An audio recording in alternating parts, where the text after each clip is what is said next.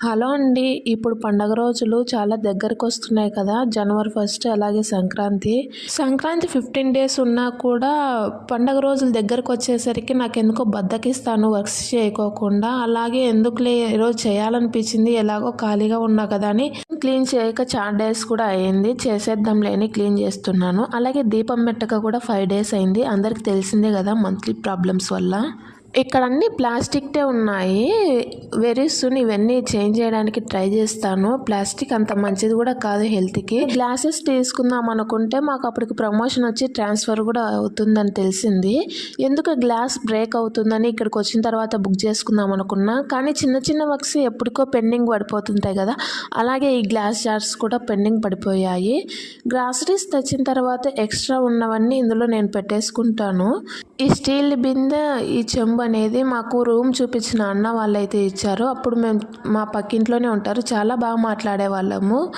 వెళ్ళేటప్పుడు వాళ్ళ గుర్తుగా మా కోసం ఇది అయితే ఇచ్చారు వాళ్ళకు. నేను అక్కడ ఆ పీపుల్స్ని ఆ ప్లేస్ని చాలా మిస్ అవుతున్నాను. అట్లాంటి మనుషులు ఎక్కడికి వెళ్ళినా మళ్ళీ రారనిపిస్తుంది. అందరి ఇండ్లు సర్దితే పురాణ వస్తువులేమో కానీ మేము యూజ్ చేయనేటివి కూడా మాకు కనిపిస్తూ ఉంటాయి. ఇవి నాకు మా హస్బెండ్కి ఇద్దరికి కాఫీ అలవాటు లేదు. ఇంటికి ఎవరన్నా వచ్చినప్పుడు ఉంటాయని తెచ్చి పెట్టేసాం. అవి ఇప్పుడు కనిపిస్తున్నాయి. గ్రాసరీస్ అయిపోయిన డబ్బాలు ఉంటాయి కదా, అవి క్లీన్ చేసి అలా ఆరబెట్టేశాను.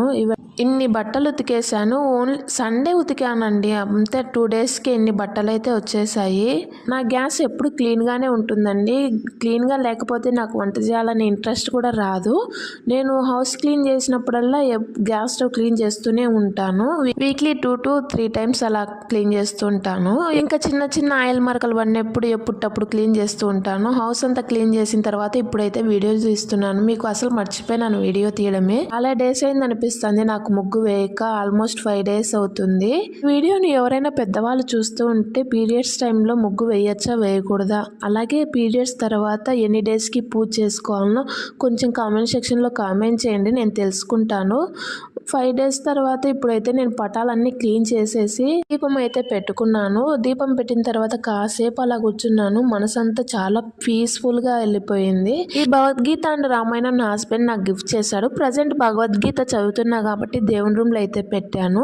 ఈ వీడియోని ఇంతవరకు చూసినందుకు చాలా థ్యాంక్స్ అండి. ఈ వీడియో కన్నా నచ్చినట్లయితే లైక్ చేసి ఛానల్ని సబ్స్క్రైబ్ అయితే చేసుకోండి. ఇలాంటి వీడియోస్ ఇంకా చేస్తూనే ఉంటాను.